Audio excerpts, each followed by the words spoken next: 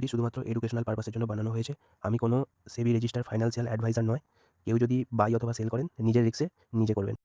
Hello traders, আজ এই চার্টে দেখে নেবো মার্কেট কী করছে। যদি আমরা মার্কেট দেখি যে একটা স্ট্রং সাপোর্ট জোনে ট্রেড করছে। যদি বলি সাপোর্ট জোনটা কীভাবে আসে, যদি প্রিভিয়াসে যাই দেখতে পাবো, দেখো এটাকে জুম আউট করি, দেখো এটা কি হচ্ছে একটা স্ট্রং সাপোর্ট, হ্যাঁ কি না? যদি ভালো করে ম্যানেজমেন্ট করি তাহলে হচ্ছে এটা একটা স্ট্রং সাপোর্ট। এর পরবর্তী সাপোর্ট যদি আমরা খুঁজি, দেখো একটা সাপোর্ট, কারণ মার্কেট এখান থেকে রিজেকশন মেরে উঠেছে। এবার এগুলো যদি কন্টিনিউ আমরা বাড়িয়ে দিই, যেখানে মার্কেট আছে সেই পর্যন্ত যদি আমরা বাড়িয়ে দিই, দেখতে পাবো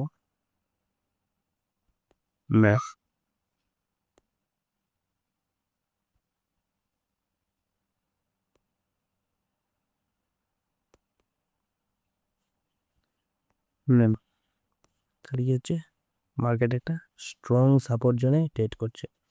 এখান থেকে কি হতে পারে, এটাকে ভেঙে ডাউনফল করতে পারে। তাহলে আমরা এই 4200 রাউন্ড নাম্বার পর্যন্ত টার্গেট রাখবো যদি ডাউনফল করে। আর যদি এখানে কোনো প্যাটার্ন তৈরি করে, দেখো এখানে দুটো প্যাটার্ন হতে পারে, এটা হচ্ছে ডব্লু আর এটা হচ্ছে হেড অ্যান্ড শোল্ডার। দেখো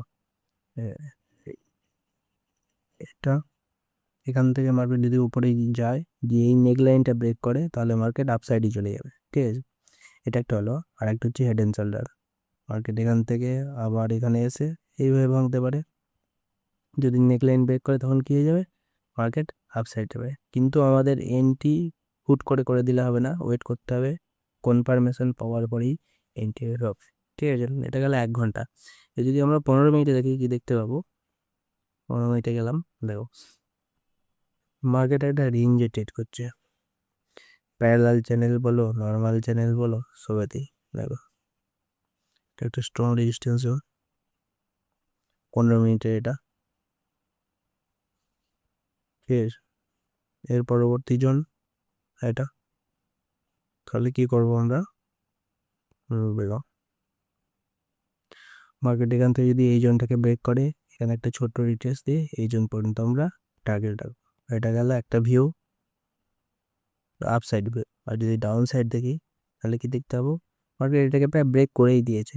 ব্রেক করে দেওয়ার পর যদি এখানে সাস্টেন করে যায়, এখানে একটা ছোট্ট রিট্রেস থাকবে, আমাদের টার্গেট থাকবে এই জোন পর্যন্ত। ঠিক আছে, এবার সবসময় আমি বলবো যে এন্ট্রি নেওয়ার আগে কোনো প্রাইস অ্যাকশনের ব্রেকআউট বা ব্রেকডাউন দেখবো, তারপরে রিটেস্টে আমরা ক্যান্ডেলস্টিক প্যাটার্ন দেখবো। ক্যান্ডেলস্টিক প্যাটার্ন বা এখানেও কোনো প্রাইস অ্যাকশন যদি ছোট্ট করে তৈরি করে লোয়ার টাইম ফ্রেমে, তখন আমরা কি করবো, একটা এন্ট্রি নিতে পারবো। Thank you for watching this video. If you enjoyed it, please hit the like button and the bell notification icon.